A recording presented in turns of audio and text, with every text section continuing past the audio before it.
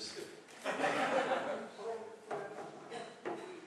I feel much stronger now I have a stick. Misschien in ik voor beginnen enkele woorden. Ik dacht dat ik een tweede kans zou krijgen vanavond. Om de twee iets te scheiden, de gedachten en de bedanken mij toch, als u mij vergunnen, heel vlug enkele woorden. En allereerst, waar is die Hans? Is u nog bij ons? Hans van der Waassenburg. Achter staat u ook, hallo Hans. Allereerst mijn oprechte dank aan u, de organiseerders, of de beïnvloeders van de Maastricht International Poetry Nights. En natuurlijk in de hele eerste instantie mijn oude vriend en compadre Hans van der Waassenburg. Hans, het is allemaal fantastisch en heilzaam wat u doet voor de poëzie. Mijn dank aan Lois van Krevelen. Ik waardeer zijn bijzonder fijne aanvoeling voor de literatuur. Meer nog, ik ben blij en dankbaar en bevoorrecht om zijn vriendschap. Ik heb namelijk de voorrecht om met hem een stukje samenwandelen te kunnen beleven. Ik zeg niet samensferen. En nu dat stop dan voor verder lopen met Hans Berghuisstok als gids.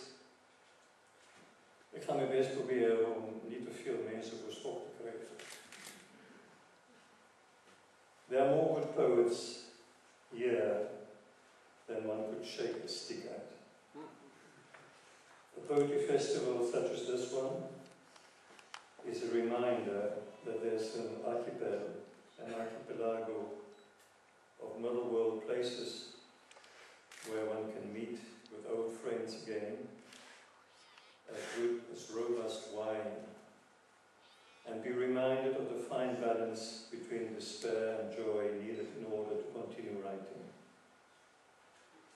Permit me to salute a few of them, a few of you. Beidou, my young revolutionary friend, Joachim Sartorius, the dream of darkness from Tunisia, Gerrit Conway, our erudite and humanist intelligence from Portugal, Remco Kampert, unfortunately who's no longer with us tonight, who refuses to age, Cura Lopez Colomé, nuestra creadora y encantadora de belleza, belleza de poesía y de vida, corazón de los días, and many, many more here.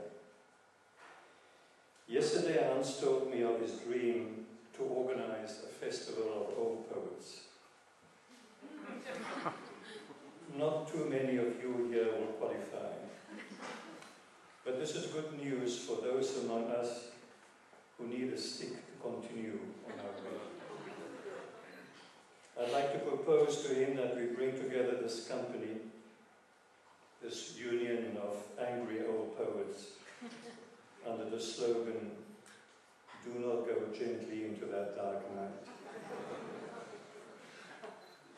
To be with you is to realize again how good it is to recognize one another. We are, each one of us, unique, and yet we constitute an ancient clan, a family stretching over time and continents. What is it that defines this togetherness? I would suggest that we have in common, as poets, the fact that we work at the intersection of imagination and reality. That we are aware at varying degrees of the power of liberation through peace, in other words, the power of non-power. That we try to embody the practice of the single voice being the echo of a multitude of voices, because we work with the living matter of consciousness and thus of transformation. What we have in common and recognize are the power and the clan's endless memory of darkness and the way it was sung, and the equally never-ending imagination of the day.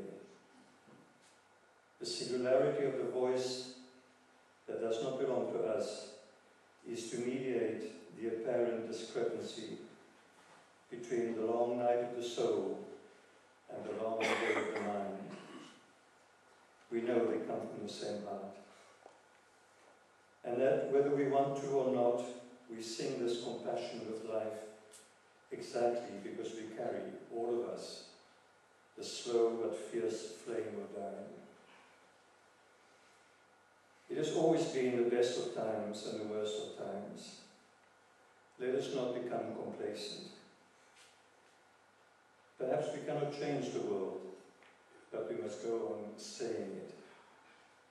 Let us not forget the open sores of Pakistan, Palestine, Darfur, Colombia, to name but a few. Let us continue to cherish and nourish this archipelago of great solidarity.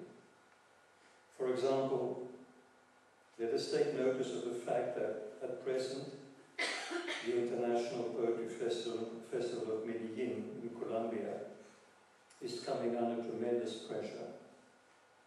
If the Colombian authorities succeed in closing down that window on the darkness of repression, it will mean that a part of our archipelago has been destroyed. Hugo Claus wrote in his volume Een geval van Noord the following chilling, verdwaald liedje. De mens, dat arme beest, hij is er en hij is er geweest. Hij rent door alle landen tot hij geen asem heeft. En als hij neervalt is hij bang en bidt en blaft en beeft.